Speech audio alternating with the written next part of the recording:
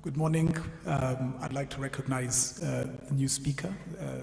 I'd like to also recognize all senators present, including our chair.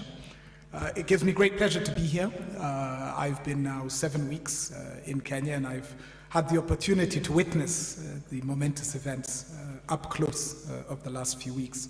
And I think there are a number of messages that come through. First and foremost, the incredible progress that Kenya has made in terms of its journey towards not just devolution, but also deepening democracy. And I think we've seen in terms of the journey and the institutions, what is possible within literally a generation. I was last in Kenya in 2002, which was another turning point that I think all will agree was, if you will, the only other set of events comparable to what we've seen in the last few weeks. And I can say that Kenya stands head and shoulders within the region and beyond as a beacon, not just of hope, but I think, if you will, a country that's demonstrated what resolve, focus, and commitment that I think all of you exemplify can produce. And so really congratulations.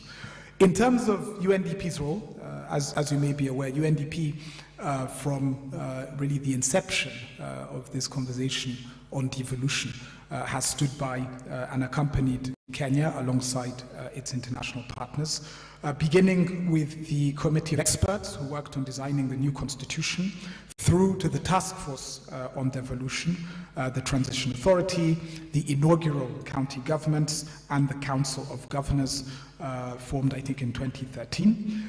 And looking back, I think one really important lesson is that this is not only an iterative approach, but that over time it's become clear that this is a marathon rather than a sprint. And I think that, you know, taking stock of where the Senate is today, it's really important, as we're doing today, to reflect on lessons learned. In terms of the Senate, I think this is a really good opportunity for us as UNDP to envisage what support may look like. And I see this because to date, while as UNDP has played, has invested a great deal of time and energy and resources, in terms of the Senate, this is a new chapter that we look forward to opening together. But to give you a sense, so UNDP works in 46 countries in sub-Saharan Africa, and I wanted maybe to give you a flavor of some of the things that we do with both regional and national parliaments.